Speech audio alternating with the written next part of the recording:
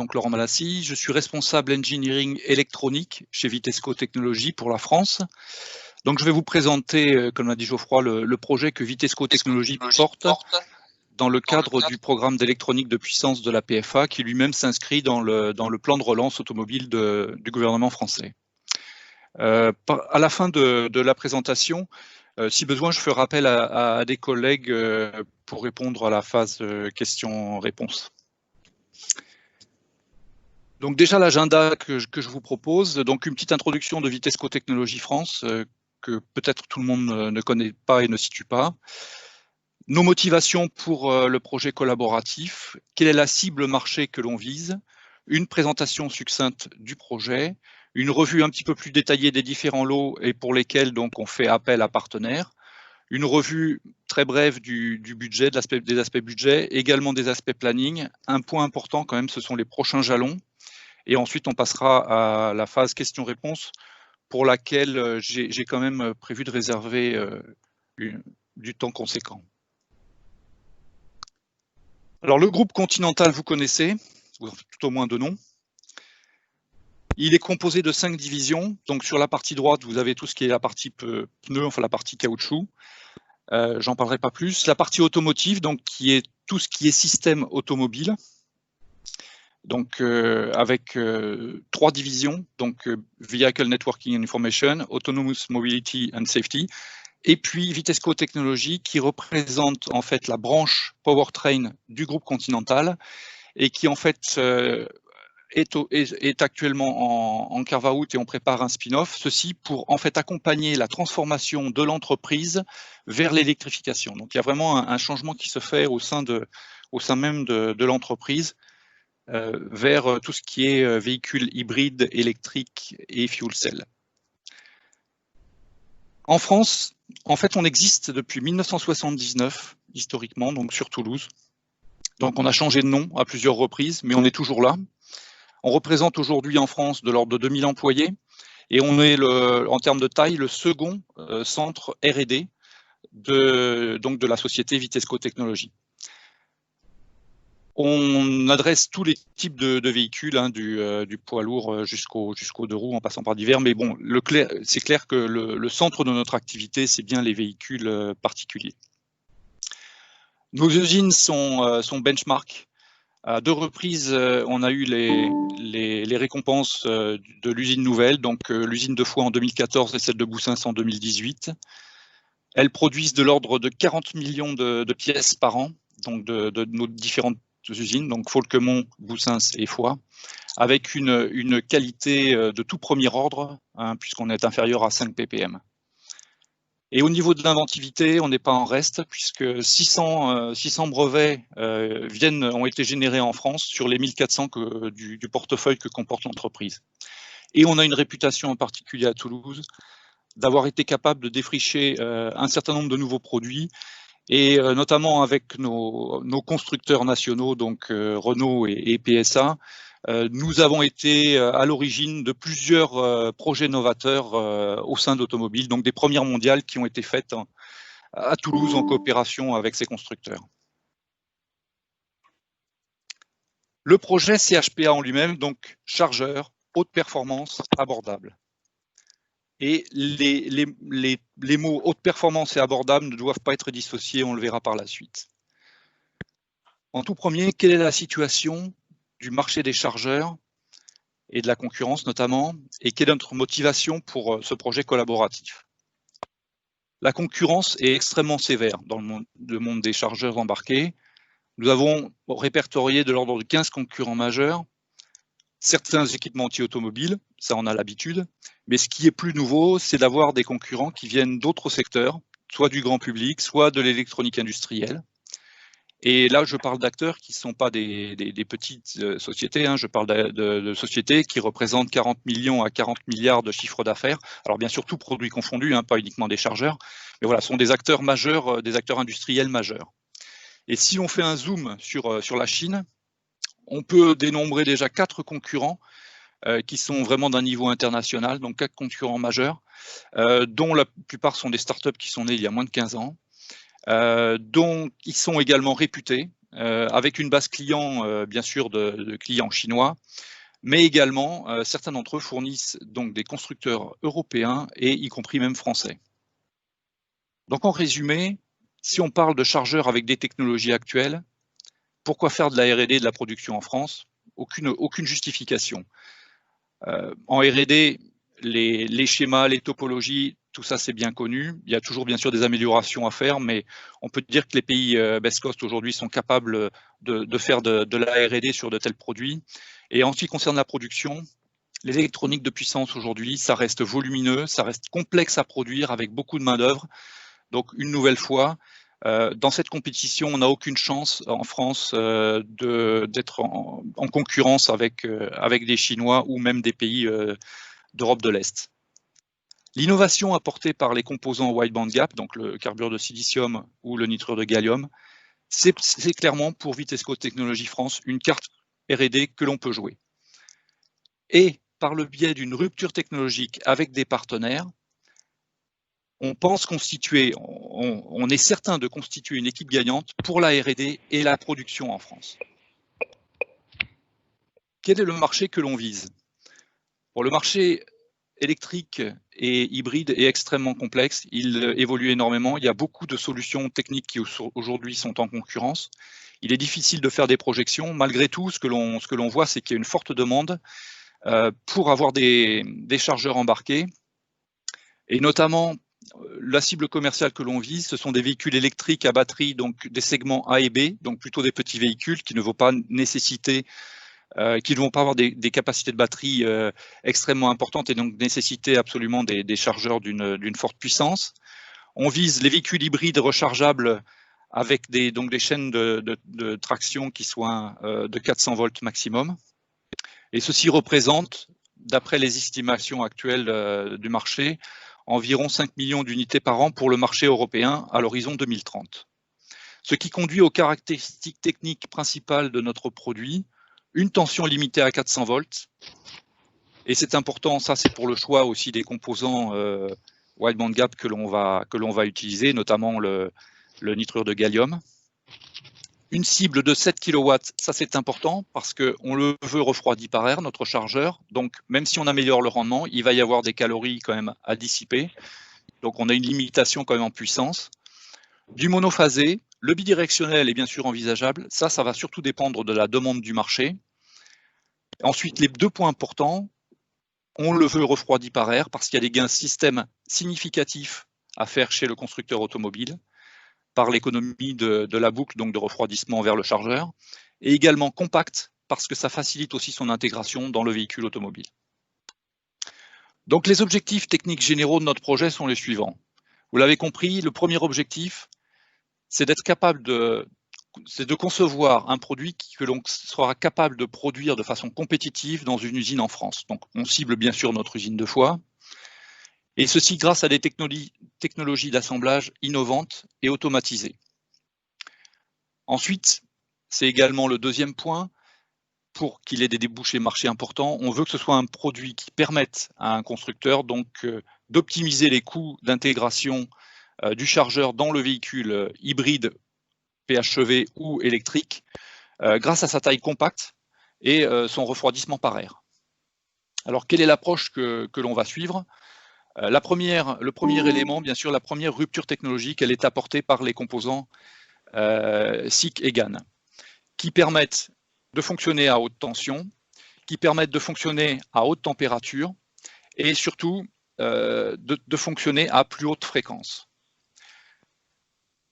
L'augmentation de la fréquence va nous permettre d'augmenter donc la fréquence de découpage, va nous permettre des gains significatifs sur les composants passifs. Et aujourd'hui, si vous regardez un produit d'électronique de puissance, un chargeur, vous avez des selfs, vous avez des transfos qui sont vraiment de grosse taille et qui donc, en termes de production, ne peuvent être assemblés que manuellement. Ensuite, l'objectif, c'est d'améliorer le rendement, limiter les pertes thermiques, donc passer d'un rendement aujourd'hui de 94-95% à 97 voire 98% pleine charge. D'utiliser le bénéfice aussi d'avoir des températures de fonctionnement plus élevées, donc de limiter donc les besoins en refroidissement, de limiter également les pertes en commutation des semi-conducteurs, tout ça pour autoriser bien sûr le refroidissement par air. Et on veut combiner en fait la rupture technologique apportée par les composants large bande interdite par une autre rupture technologique constituée par une approche mécatronique pour vraiment optimiser la dissipation thermique et l'évacuation des calories. Prendre en compte aussi la réduction des émissions électromagnétiques à la source par des liaisons plus courtes. Et pour cela, on évaluera la technologie PCB embedded de high voltage. Donc notre objectif, il est vraiment d'introduire une rupture technologique importante et en fait d'amener des solutions high-tech à de la grande série.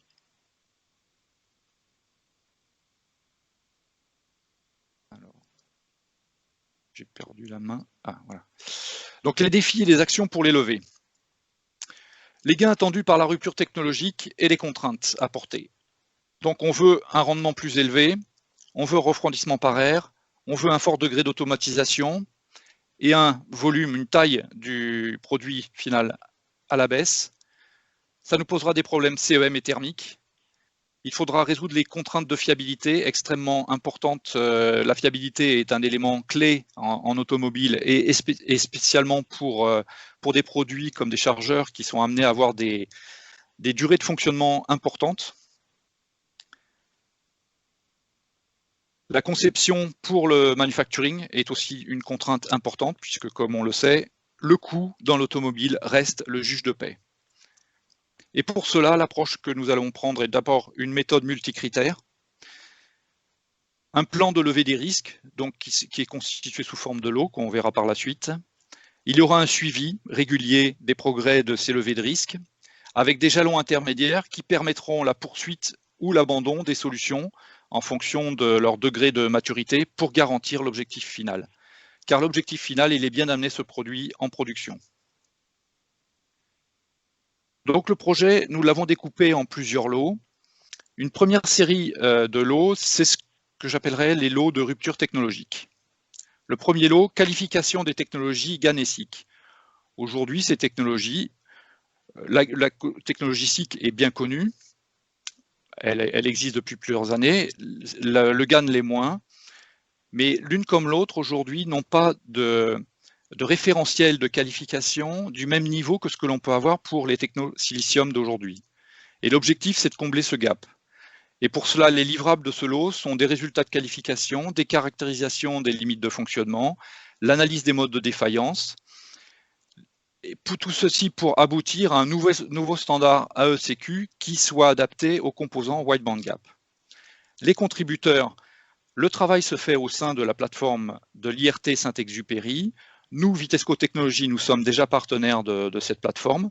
Hexagan et ST ont prévu également d'être impliqués. Le laboratoire Laplace à Toulouse est également impliqué dans ces travaux. En termes de partenaires potentiels, le projet est ouvert à tout contributeur qui souhaite rejoindre la plateforme de l'IRT Saint-Exupéry.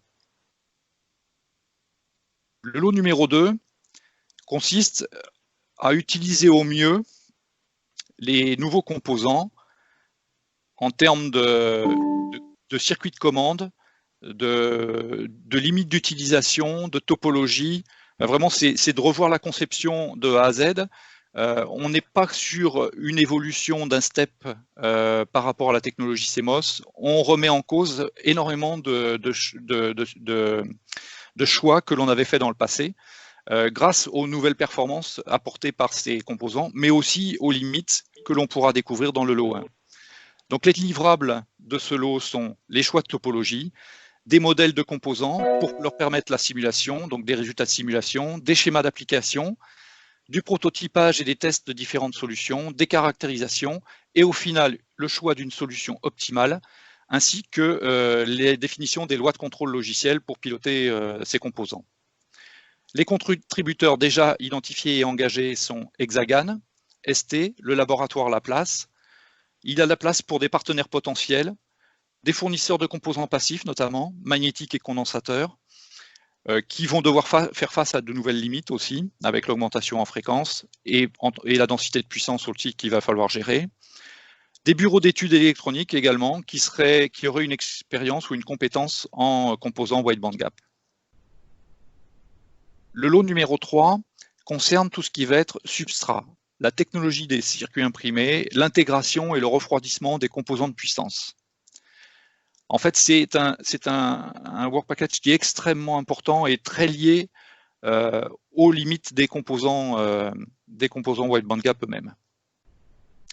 Les livrables dans ce lot sont donc sur la base de plusieurs technologies de PCB, donc il y a les technologies bien sûr traditionnelles, actuelles, je dirais, qui vont nous servir aussi quelque part de backup, mais on souhaite aussi investiguer d'autres solutions beaucoup plus novatrices, avec réalisation d'échantillons, avec soit des puces ou des composants en boîtier intégrés, pour faire des caractérisations thermiques, électriques, environnementales, faire l'analyse des modes de défaillance également, des résultats de qualification et, chose importante également, un chiffrage série pour faire la sélection de la bonne solution technologique qui pourra accompagner le choix des composants wide bandgap.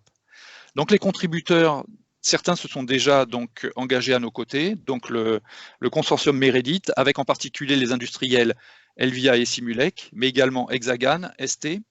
Bon, nous, on fait partie bien sûr de la plateforme, et tout ceci peut se faire également au sein de la plateforme de l'IRT Saint-Exupéry. Et le projet est ouvert à des partenaires. Donc là, j'ai mentionné des fournisseurs de substrats, mais si vous avez aussi des compétences autres sur d'autres domaines qui touchent à ces technologies d'intégration des composants de puissance sur des substrats, n'hésitez pas à vous faire connaître. Ensuite, un deuxième groupement de lots qui sont les lots contraintes. Le premier, la compatibilité électromagnétique. C'est sûr qu'en montant en fréquence tout en gardant des courants élevés, on s'attend à avoir des problèmes. Donc les livrables prévus dans ce lot sont de la modélisation, de la simulation, du prototypage, du test, des caractérisations, jusqu'à des qualifications d'un prototype complet selon des standards CEM automobiles. Les contributeurs prévus sont l'IRT Saint-Exupéry, une nouvelle fois, Hexagan, ST, Laboratoire Laplace, mais il y a de la place pour d'autres partenaires, des bureaux d'études d'électronique de puissance, des fournisseurs de composants passifs ou de filtres CEM, des solutions CEM, quelles qu'elles soient, également des laboratoires CEM qui seraient équipés pour de l'électronique de puissance. Le lot 5 également extrêmement important, qui est un peu le pendant de l'électromagnétique pour la partie thermique. Donc une nouvelle fois, là également, forte contrainte thermique, donc on aura besoin de faire de la simulation, du prototypage, des caractérisations de solutions concurrentes. Les contributeurs Meredith, par le biais notamment des qualifications de la technologie PCB Embedded, l'IRT Saint-Exupéry, mais vous voyez que dans ce champ thermique, il y a de la place pour d'autres laboratoires académiques, des bureaux d'études d'électronique de puissance ou des fournisseurs de solutions thermiques et mécatroniques. Là, nous avons un besoin clair de partenaires en addition de ceux qui sont déjà avec nous. Et le lot numéro 6, qui est un petit peu nouveau pour nous, maintenabilité et recyclabilité. On s'est déjà intéressé chez Vitesco Technologies dans le passé à l'aspect reconditionnement de calculateurs électroniques. Cette voie a été abandonnée car elle n'était pas économiquement viable. Du fait des incitations, bien sûr, hein, je dirais de la réglementation, mais aussi du mouvement en général qui va vers aussi plus de considération vis-à-vis de l'environnement, et puis aussi du fait que les produits d'électronique de puissance ont une valeur ajoutée plus importante. Donc cette équation est à complètement reconsidérer et on prévoit donc un lot clairement pour adresser ce sujet avec comme livrable l'analyse du cycle de vie du composant, donc du produit en suivant la norme ISO 1404 pour en déduire des règles de conception, des concepts de réparation, des concepts de recyclage du produit en fin de vie et bien sûr la fameuse liste des matériaux que l'on doit fournir avec tout nouveau produit. Comme contributeur, bien sûr, on compte s'appuyer sur l'ADEME qui va pouvoir nous guider, nous aider, mais pas que. On est intéressé aussi pour avoir des partenariats avec des laboratoires académiques ou des industriels ayant des compétences ou de l'expérience dans ce domaine. Et enfin, dernier lot, la catégorie intégration-exploitation, avec un premier lot, le lot 7, qui est en fait le lot de conception globale du produit, donc l'intégration mécatronique et l'industrialisation. C'est le lot qui va faire la synthèse des lots précédents, qui va traduire en fait les différentes pistes technologiques qui auront été retenues en la conception d'un produit unique et le préparer pour une future industrialisation. Donc les livrables, des modèles CAO mécaniques et PCB, des chiffrages de solutions, la définition des process d'assemblage et de test au niveau des flux, donc ça reste que du papier à ce niveau-là, du maquettage et des tests de différentes solutions pour définir quelle est la bonne approche. Les contributeurs sont naturellement les partenaires des lots précédents, mais comme partenaires potentiels, nous sommes intéressés pour avoir un support d'un industriel qui fait de la conception de lignes d'assemblage et de test production de produits haute tension, de produits électroniques de puissance, des concepts donc avec forte automatisation, puisque notre objectif, je le répète, est d'avoir des coûts de production compétitifs, et également des fournisseurs de composants, ici notés composants magnétiques, parce qu'on sait que ce sont les composants les plus volumineux, donc il y a sûrement un travail à faire dans l'intégration et comment processer, comment assembler ces composants. Et l'apport d'un tel fournisseur, je pense, nous pensons, présente un intérêt. Donc ça, c'est vraiment un lot important, comme tous les autres d'ailleurs. Le lot 8, donc là, c'est du concret. On fait du prototypage et une préqualification du produit complet. Donc les livrables, c'est l'ensemble des partenaires concernés donc fournissent des pièces prototypes, l'assemblage du produit complet et le test associé, le plan de préqualification et le banc associé qui va permettre cette préqualification, les résultats de cette préqualification, et ça peut déboucher donc sur une production de prototypes complets qui peuvent être ensuite embarqués sur des flottes de véhicules.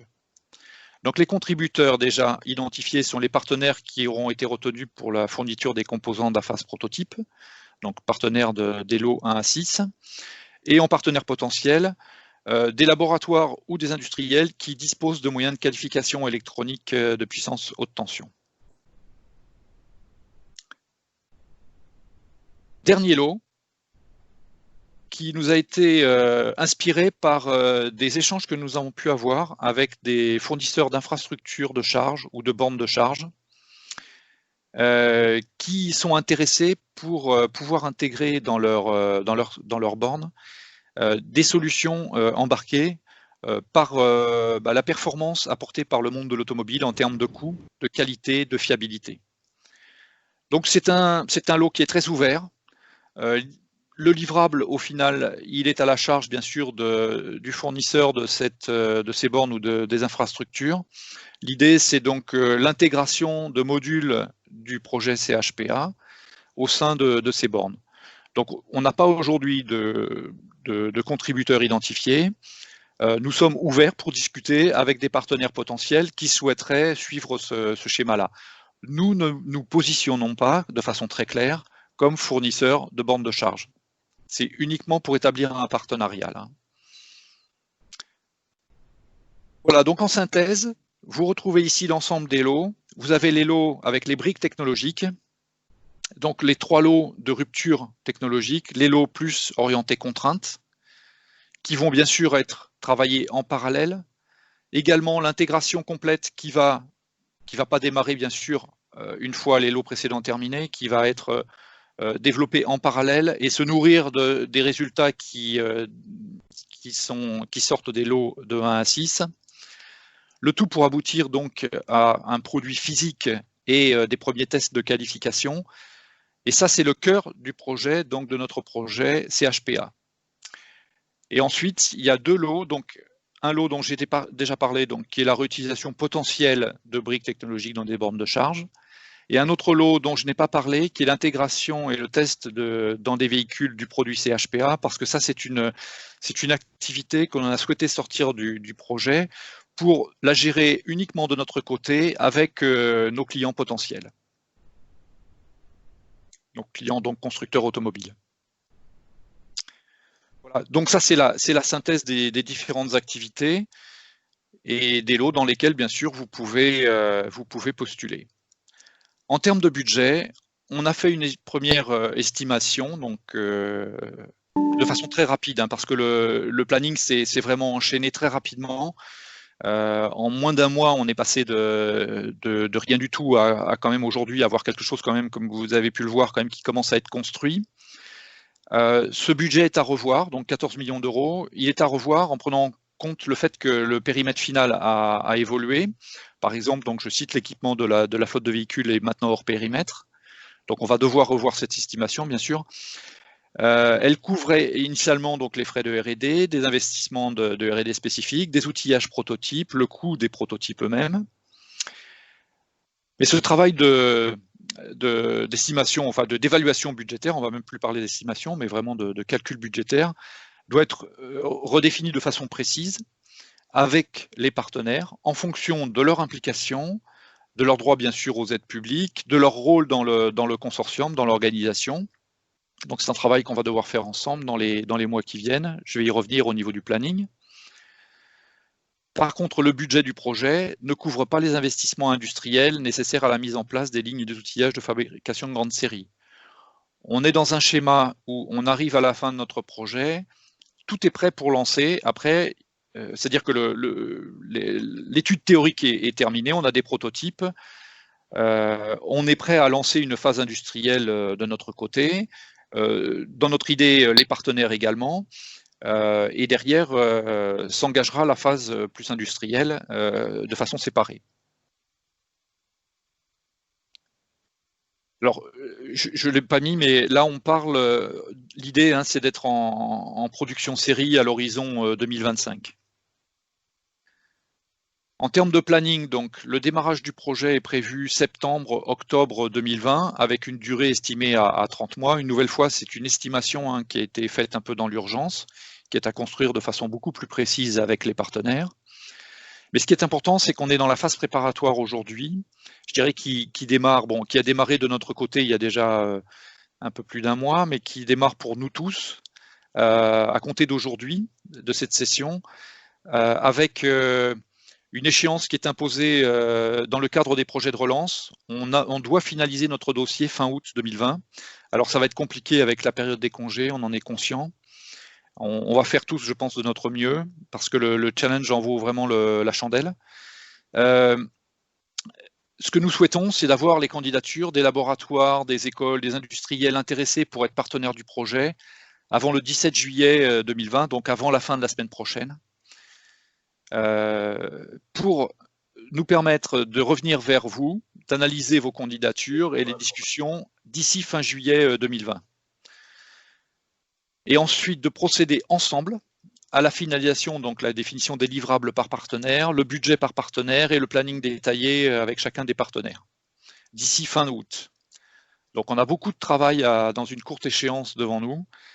C'est pourquoi je pense que cette session, elle est importante aussi pour que vous ayez des réponses à vos questions et que vous sachiez vous positionner de façon pertinente dans le cadre du projet, qu'on ne perde pas de temps sur des discussions un peu inutiles.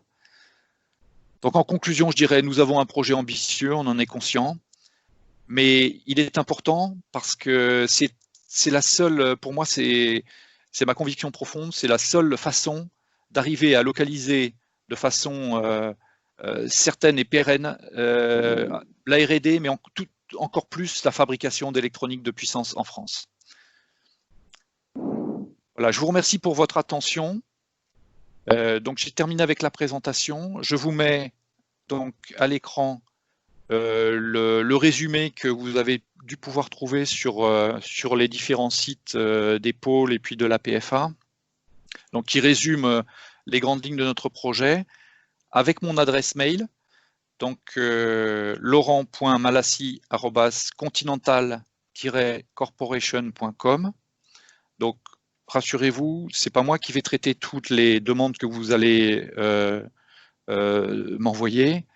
On s'est organisé, donc par lot, on a un interlocuteur et on va travailler ensemble donc, pour analyser vos vos propositions, revenir vers vous, en discuter, voir comment ça peut s'intégrer dans notre projet, voilà, et comment vous et nous, on peut en tirer le maximum de bénéfices au final.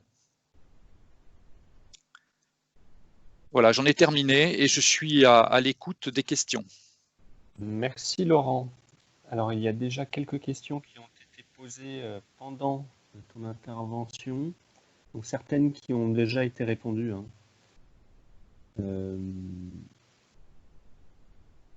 Alors la première, c'était sur le refroidissement par air. Pourquoi ce choix et est-ce qu'on parle d'air ventilé ou de convection naturelle?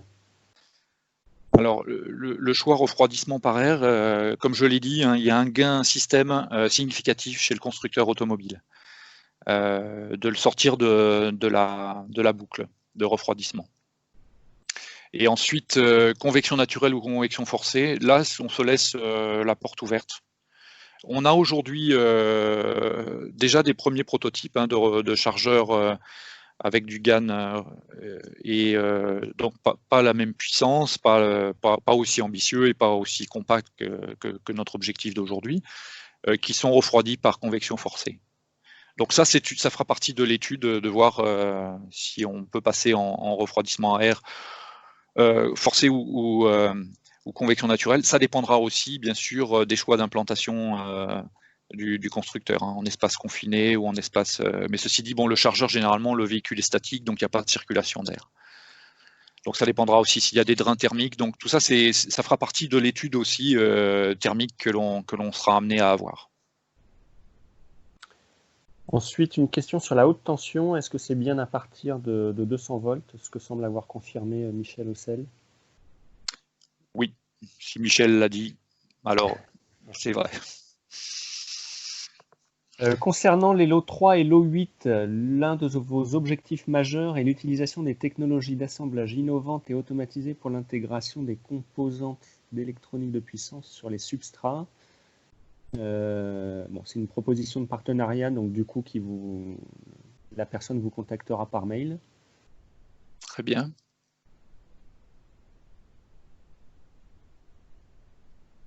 Quel format pour les candidatures Alors, qui est attendu? Le format, c'est, j'ai pas de. Alors, il y a un template qui a été défini pour les projets bottom-up.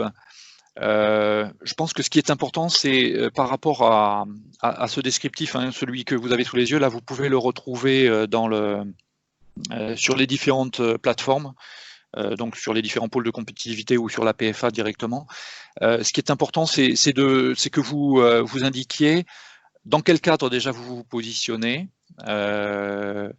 donc sur quel lot, enfin si c'est plutôt sur les substrats, si c'est plutôt sur les technologies d'assemblage ou les lignes de fabrication. Donc indiquez clairement quelle est votre cible. Également, ce que je souhaiterais dans un premier temps, c'est que a priori, ceux qui nous contactent soient intéressés pour faire partie du consortium en tant que partenaire et pas en tant que sous-traitant. Je dirais là, pour les sous-traitants, ça pourra venir dans un deuxième temps. Ce qui est important aujourd'hui, c'est de voir ceux qui sont prêts à aussi de leur côté investir à nos côtés, donc dans ce projet, ce qui signifie donc une mise quelque part un effort individuel aussi des partenaires, et pas uniquement, bien sûr, que les commandes soient faites par Vitesco Technologies. Si on ne trouve pas dans les partenaires les solutions dont on a besoin, on sera peut-être amené à examiner des solutions de sous-traitance, mais dans l'immédiat, aujourd'hui, c'est un appel à partenaires qui est fait. Alors bien sûr, cette remarque vaut pour les industriels, pour les laboratoires, c'est différent, bien sûr. Merci. Une question, en tant qu'ITE, pouvons-nous candidater directement ou doit-on passer par l'IRT Saint-Exupéry? Alors, ça dépend des sujets. Donc, de toute façon, si c'est sur des thèmes qui sont déjà traités par l'IRT Saint-Exupéry, nous renverrons vers l'IRT ces candidatures. Voilà, donc ça dépend de la thématique. Si vous rejoignez une thématique qui est déjà traitée dans l'IRT, comme la qualification de la technologie PCB Embedded High Voltage ou la qualification des technologies SiC ou GaN, il est possible que vous vous adressiez directement à l'IRT. Dans le cas contraire, c'est plutôt à nous qu'il faut vous adresser et à nous de décider dans quel cadre le partenaire peut intervenir. D'accord. Et donc, vous recommandez d'utiliser la trame à utiliser pour les projets bottom-up de jeudi pour Je ne candidater. sais pas si elle a été diffusée largement, mais Alors, elle est idéalement, oui. Oui, elle est disponible sur le site de la PFA et sur les sites des pôles de la SIA, d'Axiel, de la FIEF qui ont relayé la semaine. Idéalement, oui. En fait, elle reprend donc ce que vous avez à l'écran, et notamment par rapport aux différents thèmes, compacité, rendement, coût, refroidissement, standardisation, compétitivité filière. Donc ça reprend ces thématiques-là, et si le partenaire potentiel peut présenter en fait sa solution, donc avec la description, le périmètre technique ou ce genre de choses, les solutions, les technologies, et y ajouter dans quel cadre dans quelle thématique sa solution s'inscrit, c'est vrai que ça nous facilitera le travail d'échange et de sélection. Très bien. Est-ce qu'il y a des contraintes territoriales sur la localisation des partenaires Occitanie ou toute la France? Non. Il est évident que localement, ça facilite les échanges. Mais on est bien sûr ouvert à des partenaires nationaux, voire même qui ont des sites à l'étranger. La seule chose, c'est que bien sûr, ce que l'on souhaite, c'est quand même des partenaires qui aient quand même une R&D en France. On ne souhaite pas interfacer avec des bureaux uniquement commerciaux et avec des R&D qui soient à l'étranger. Donc, en tant que partenaire, il faut qu'au minimum de la R&D soit en France.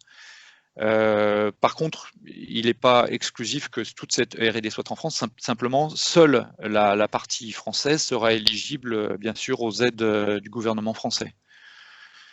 Et ensuite, comme je le disais, bon, la localisation Occitanie facilite bien sûr les échanges en limitant les voyages. Et sur des sujets complexes comme cela, c'est toujours ça aide bien sûr, mais je voudrais pas en faire une limitation. Et d'ailleurs, j'ai moi-même sollicité des acteurs que je connais qui sont dans le nord de la France. Donc, pour moi, on ne se met pas de barrière, a priori.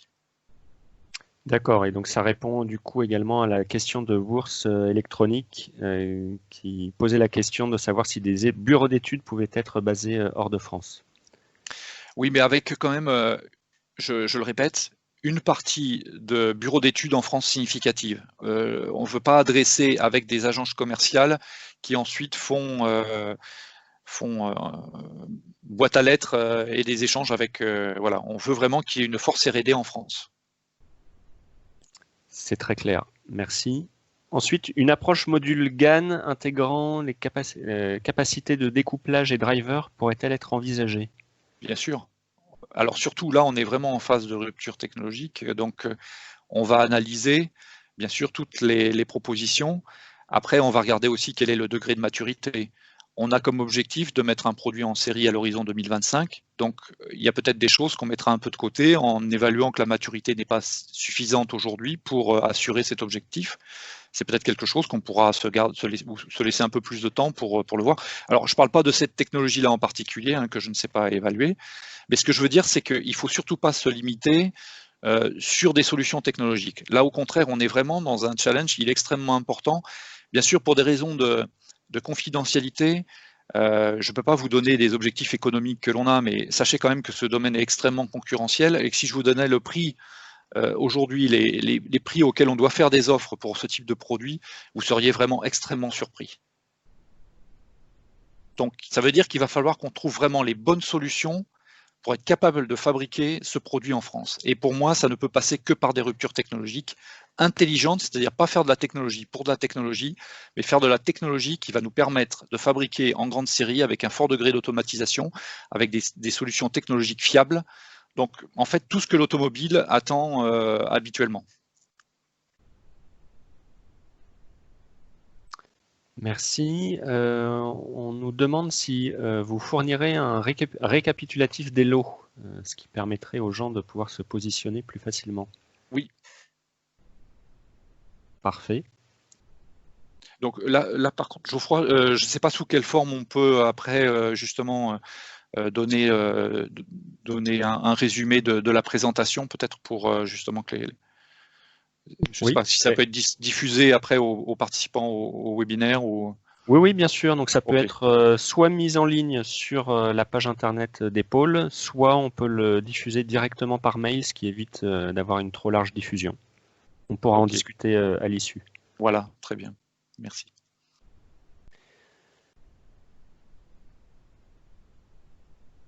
Alors, pour les transistors de puissance 6 Kegan, quelle technologie de boîtier est souhaitée? Module de puissance ou boîtier discret SMS? Les deux.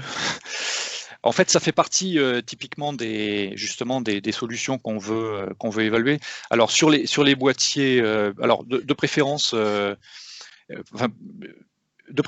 des boîtiers SMS de puissance, clairement, avec du top cooling par exemple. Mais après, quand on parle de modules de puissance, finalement, la technologie PCB Embedded correspond à ce qu'on appelle module de puissance aussi, hein, puisque c'est un substrat. Alors, ce type de techno, ou ça peut être d'autres technos, mais c'est un substrat où les composants de puissance ont une forte interaction avec justement avec le substrat. Donc, je dirais, notre ambition, c'est quelque part de faire aussi du module de puissance au sein du projet CHPA, mais on peut imaginer d'avoir des modules de puissance, pourquoi pas externes. Je pense qu'à ce stade-là, on ne va écarter aucune hypothèse.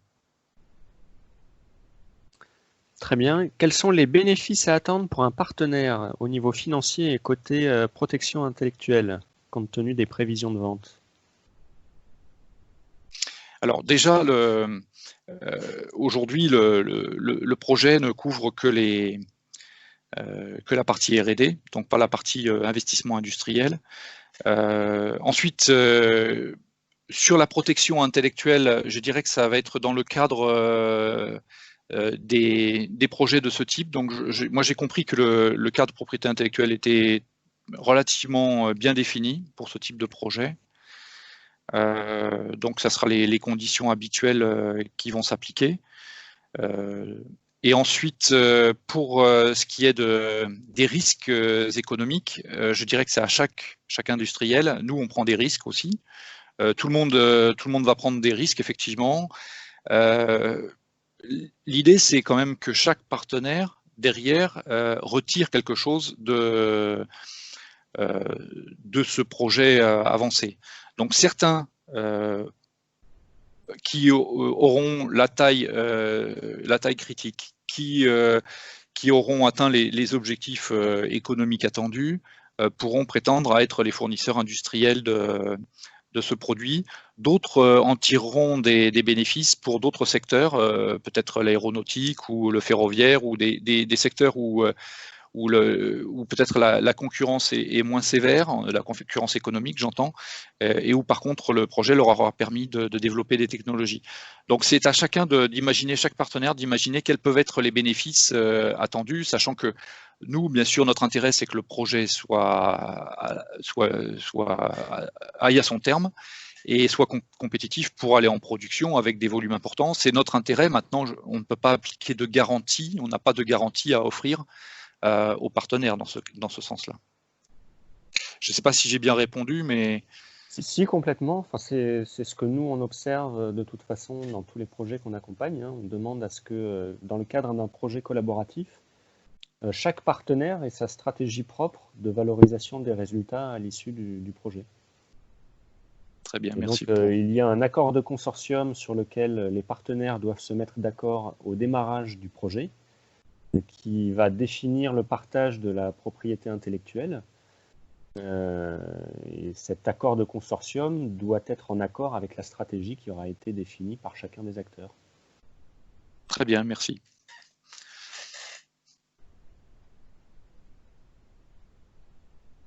Alors, je passe à la question suivante. Recherchez-vous un partenaire pour le test de vos chargeurs et les moyens d'essai pour tester les chargeurs en simulant le réseau ou la batterie envisagée chez Vitesco ou LIRT? Oui, ça peut être intéressant, tout à fait. Avez-vous besoin d'expertise en mesure de courant pour le lot 2? Je ne sais pas si Philippe Boissière est en ligne ou Michel Auxel, puisqu'il est intervenu. Vous pouvez Oui, peut-être... oui, tout à fait. Oui. Donc oui, effectivement, tout à fait. Ce sont des fonctions dont on a besoin dans le développement, la partie électronique du lot 2. Donc si vous avez des solutions innovantes, elles sont les bienvenues. Vous pouvez nous en faire part. Merci.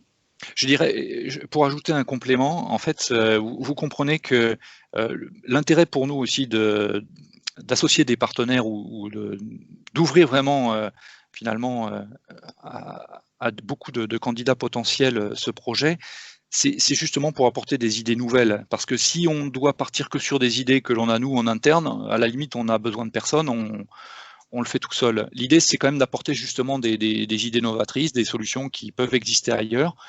La seule contrainte, c'est qu'il faudra que ce soit à la fin économiquement attractif.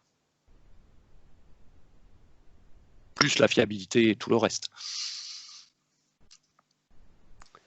Une question sur la tension pour le wideband gap, 650, 900 ou 1200 volts. Alors là, je vais répondre après, bon, Philippe pourra compléter, mais si on part justement sur des applications 400 volts, c'est bien parce qu'on compte utiliser la technologie 650 volts des GAN notamment. Ça ne veut pas dire que dans le futur, il ne pourra pas y avoir d'autres versions, mais vu le degré de maturité de la technologie GAN, voilà, on souhaite, aujourd'hui il y a une offre assez large en 650 volts, et on souhaite partir sur cette technologie-là. Philippe, tu veux compléter ? Oui, tout à fait. C'est le cas, même si dans un deuxième temps, dans un futur un peu plus lointain, le 900 ou le 1200 volts sera aussi d'actualité. Mais notre premier focus, c'est plutôt le 650 volts. Ensuite, vous avez mis l'accent exclusivement sur l'AMP de PCB. Les challenges thermiques et d'inductance pour permettre la commutation à 1 MHz sont très ambitieux. Considérez-vous d'inclure une option alternative d'intégration différente dont la vocation est l'optimisation de l'extraction de chaleur et la très faible inductance? Ah oui. Solution connue par l'IRT Saint-Exupéry. Présenté comme ça, après Michel, peut-être tu peux donner ton point de vue là-dessus, mais aujourd'hui on souhaite vraiment ouvrir le champ des possibles sur cet aspect-là notamment. Oui, faire la réponse pour M. Favre, on connaît ces solutions techniques, elles ne sont pas exclues, donc ça rejoint ce qu'on a dit tout à l'heure sur le module de puissance, il n'y a pas d'a priori au départ du projet. Sur la partie module de puissance, qu'on met sous le nom de module de puissance les composants wideband gap, qu'est-ce qu'on associe autour, comment on les refroidit, comment on les manage, il n'y a pas d'a priori au début du projet. Tout est ouvert. Merci.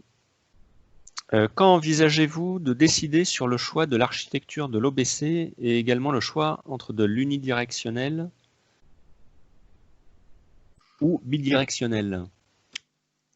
Alors en fait, je ne sais pas répondre précisément à votre question dans le planning à quel moment il faudra faire le choix. Ce que je peux dire, c'est qu'on travaille aujourd'hui sur les deux technologies. Voilà. À un moment donné, il faudra faire un choix quand même, mais on pourra de toute façon avoir des variantes. Hein, c'est ce que l'on imagine, c'est-à-dire que le projet, lui, va partir dans une direction. Et admettons, a priori, on va dire un chargeur unidirectionnel, mais rien n'interdit d'en faire une version bidirectionnelle. Un dérivé bidirectionnel, bon, qui n'aura donc déjà pas la même topologie, c'est clair, mais qui pourra par contre reconduire les mêmes solutions technologiques. Et tout l'apprentissage qu'on aura fait et les choix technologiques qu'on aura pu faire pour du unidirectionnel seront valables pour du bidirectionnel. Et j'irai même plus loin, si demain la demande évolue pour faire du 11 kW, alors là probablement refroidi par liquide, rien n'interdit à ce qu'on fasse du bidirectionnel triphasé 11 kW. Une nouvelle fois, les topologies seront différentes.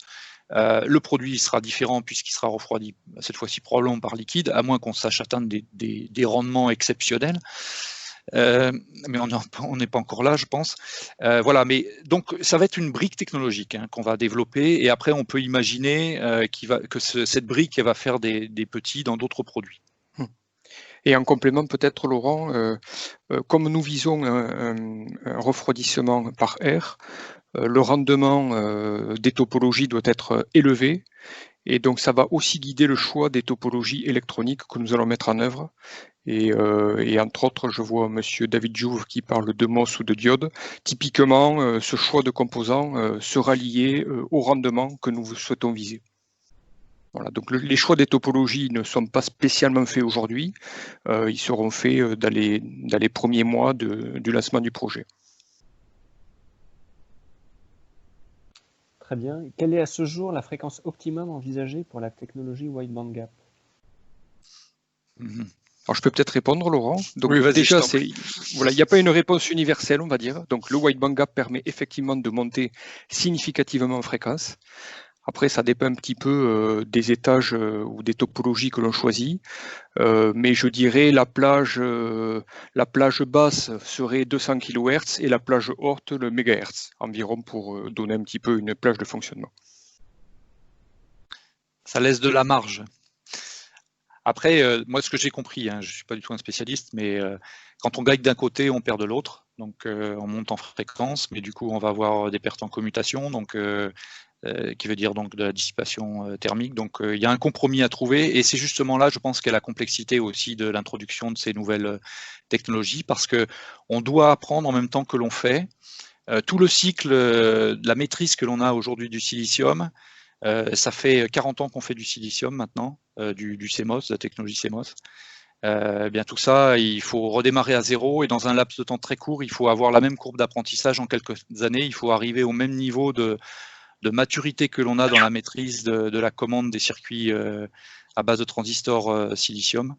Voilà, c'est là qu'est le challenge. Et je pense que c'est là aussi qu'il faut qu'on ait de nouvelles approches, des outils d'aide aussi à la décision entre les choix, les solutions technologiques, et puis les différentes contraintes, la thermique, les EMC, les limites de certains composants. On va voir aussi, on va toucher les limites des composants passifs, on n'en a pas beaucoup parlé, mais la fiabilité des condensateurs, c'est un sujet aussi, par exemple.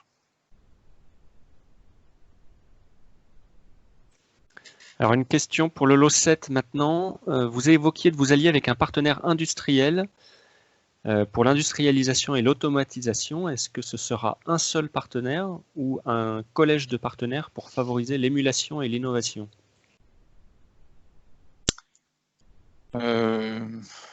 On ne s'est pas posé la question à ce jour. Il faut qu'on arrive à sauvegarder quand même les intérêts des uns et des autres dans le projet. Notre idée au départ, c'était... après, si on identifie des solutions, des approches vraiment différentes, on pourra, pourquoi pas... je dirais que c'est ça plutôt la base. C'est si les solutions proposées sont vraiment différentes, à ce moment-là, on pourra mener en parallèle Mais l'idée n'est pas de mettre en concurrence deux partenaires dans le projet. Un partenaire, c'est un partenaire, c'est pas pour une mise en concurrence. C'est plutôt les solutions technologiques, les solutions, les réponses qu'on va mettre en concurrence, mais pas les partenaires. Une nouvelle fois, je réponds, je fais une réponse un peu à la normande, mais c'est pour insister sur le fait que on veut remettre à plat un certain nombre de choses. Et c'est plutôt, on va privilégier plutôt les solutions, les nouvelles idées qui nous sont apportées.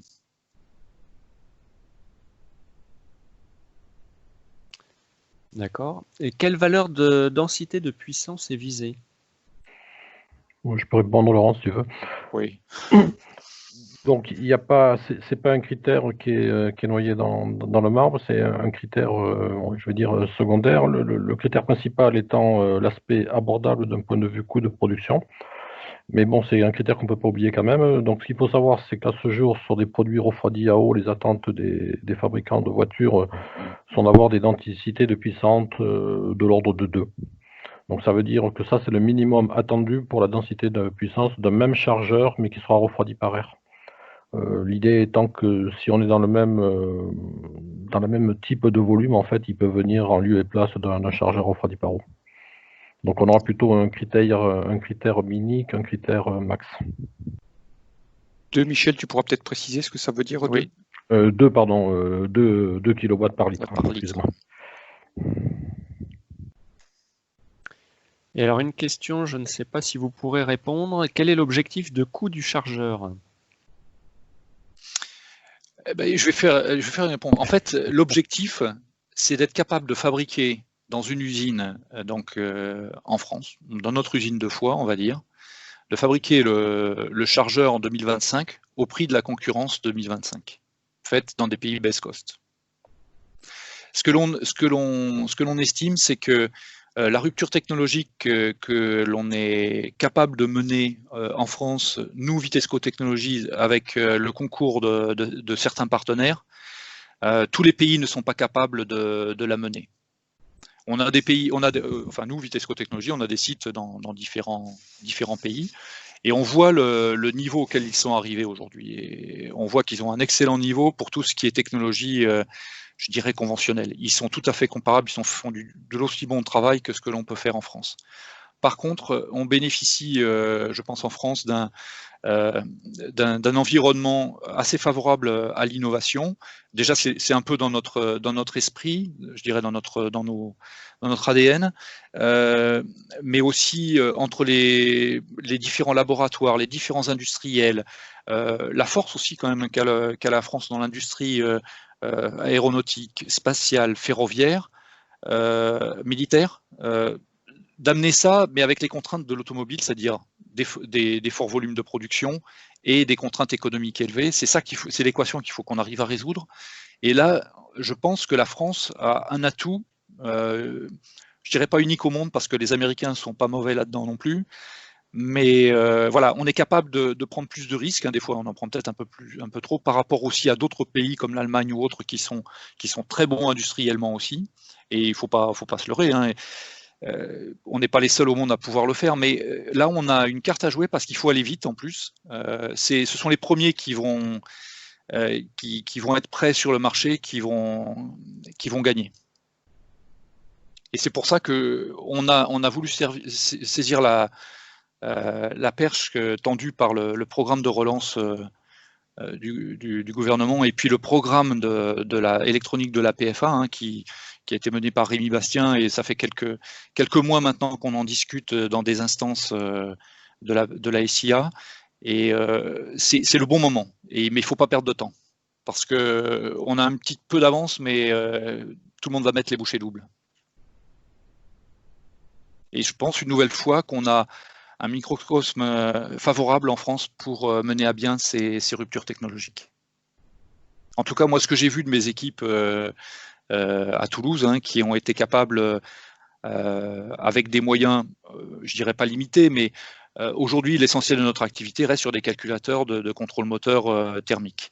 Et on a démarré une activité il y a quelques années, donc dans l'électrification. On a commencé à travailler sur des solutions de chargeurs, unidirectionnel, bidirectionnel. On a commencé à travailler sur le wide band gap, et quand je vois la vitesse à laquelle ils sont capables d'aller par rapport à nos concurrents, lapsus révélateur, par rapport à nos collègues des autres sites, me conforte dans l'idée que voilà, on a vraiment une chance à Toulouse, en France, d'amener au succès ces projets-là.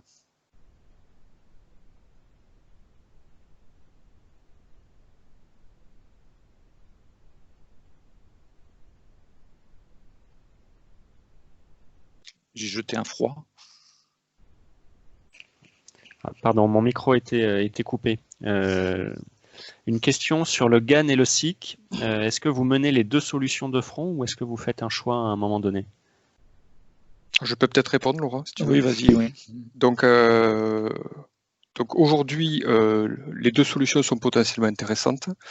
Le GAN présente de meilleurs avantages globalement que le SIC, du moins dans la gamme de tension où nous voulons travailler.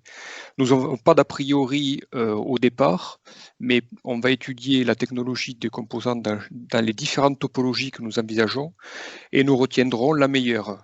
Aujourd'hui, on va dire, notre sentiment, c'est que le GAN, par les performances qu'il amène, dans la gamme de tension dont nous parlons, c'est-à-dire autour de 650 volts, nous pensons que le GAN sera plus performant que le SIC, mais l'étude au départ devra être faite, et s'il s'avère que dans certaines parties du chargeur, le SIC s'avère plus performant en termes de rendement et de prix que le GAN, nous partirons sur du SIC. Voilà, donc la porte est ouverte, même si nous pensons que la solution finale, le GAN, aura potentiellement plus d'avantages dans cette gamme de tension. Parfait, merci beaucoup. On arrive à la fin des questions.